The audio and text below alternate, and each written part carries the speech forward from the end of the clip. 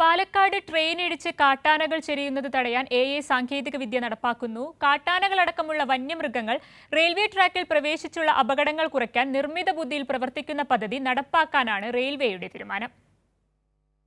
വനത്തിലൂടെയുള്ള റെയിൽപാളങ്ങളിൽ വന്യമൃഗങ്ങൾ പ്രവേശിക്കുന്നതിനാൽ നിരവധി എണ്ണത്തിനാണ് പരുക്കേൽക്കുന്നതും ജീവൻ നഷ്ടപ്പെടുന്നതും. കഴിഞ്ഞ ഒരു മാസത്തിനിടെ മാത്രം 2 കാട്ടാനകളാണ് പാലക്കാട് കോട്ടേക്കാട് ഭാഗത്തെ ട്രെയിനിടിച്ച് ചെരിഞ്ഞത്.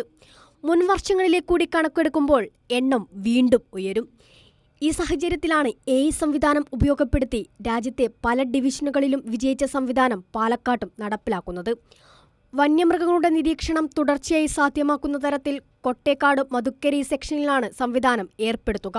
വനത്തിനുള്ളിലൂടെയുള്ള ട്രാക്കുകൾക്ക് 40 മീറ്റർ പരിസരത്ത് ആനകളെത്തിയാൽ ലേസർ സെൻസ് വഴി സ്റ്റേഷൻ മാസ്റ്റർക്കും ലോക്കോ പൈലറ്റിനും അറിയാൻ കഴിയുന്ന തരത്തിലാണ് പദ്ധതി. അതിൻ്റെ പേര് എലിഫൻറ്റ് ഇൻട്രൂഷൻ ഡിറ്റക്ഷൻ സിസ്റ്റം എന്നുള്ളതാണ്. 15.42 കോടി രൂപയുടെ പ്രൊജക്റ്റാണിത്. ഇത് ഒപ്റ്റിക്കൽ ഫൈബർ സംവിധാനം ഉപയോഗിച്ചുകൊണ്ട് ആർട്ടിഫിഷ്യൽ ഇൻ്റലിജൻസിൻ്റെ ഹെൽപ്പോടുകൂടി ആനകളുടെ സാന്നിധ്യം റെയിൽവേ ട്രാക്കിനടുത്ത് വരികയാണെങ്കിൽ ഒരു അലേർട്ട് മെസ്സേജ് സ്റ്റേഷൻ മാസ്റ്റർക്കും ലോക്കോ പൈലറ്റ്സിനും പോവുകയും ട്രെയിൻ നിർത്തിവിടുവാനും സാധിക്കുകയും ചെയ്യുന്നതാണ്. 15.5 കോടിയോളം രൂപ ചെലവിട്ടാണ് പദ്ധതി ദക്ഷിണ റെയിൽവേ നടപ്പിലാക്കുന്നത്. കൃത്രിമ ബുദ്ധി അടിസ്ഥാനമാക്കി ഒപ്റ്റിക്കൽ ഫൈബർ ഉപയോഗിച്ചാണ് പദ്ധതി പ്രവർത്തിക്കുക. 1 വർഷത്തിനുള്ളിൽ സംവിധാനം പൂർണ്ണ സജ്ജമാക്കുകയാണ് പാലക്കാട് ഡിവിഷന്റെ ലക്ഷ്യം. കൈരളി ന്യൂസ്, പാലക്കാട്.